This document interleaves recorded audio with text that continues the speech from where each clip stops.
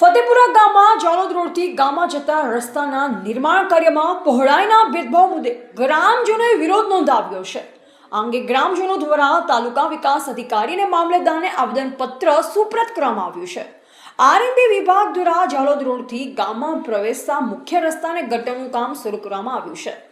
ગ્રામજનોના જણાવ્યા અનુસાર જાલોદ રોડની બહારની બાજુએ રસ્તાની પહોળાઈ 14 મીટર રાખવામાં આવી રહી છે, જ્યારે ગામમાં પ્રવેશતા તેની પહોળાઈ ઘટાડી માત્ર 7 મીટર કરવામાં આવી રહી છે।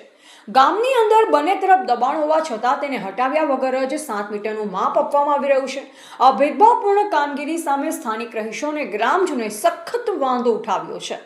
ગ્રામજનોની સ્પષ્ટ માંગ છે કે જાલોદ રોડ પર જેટલી પહોળાઈ રાખવામાં આવે છે તેટલી જ પહોળાઈ ગામની અંદર પણ દબાણ હટાવી કરવામાં આવે। જો આમ ન થાય તો 14 મીટરમાંથી 7 મીટરમાં રસ્તો ઉતરતા જ ટ્રાફિક જામ, અકસ્માત અને પાણી ભરાવાની સમસ્યાઓ સર્જાશે, જે સરકારી નાણાંનો બગાડ ગણાશે। ગ્રામજનોએ આવેદનપત્રમાં વિનંતી કરી છે કે આ કામ તાત્કાલિક બંધ કરવામાં આવે। બહાર 14 મીટર હોય તો અંદર પણ 14 મીટરનો રસ્તો બનાવવા માટે દબાણ હટાવવાની કાર્યવાહી કરવામાં આવે। ઉપરાંત ગ્રામજનોની હાજરીમાં ફરીથી માપણી કરી સમાન પહોળાઈ નક્કી કરવામાં આવે ને જ્યાં સુધી આ અંગે નિર્ણય ન થાય ત્યાં સુધી કોઈ પણ પ્રકારનું બાંધકામ કે પેમેન્ટ ન કરવામાં આવે।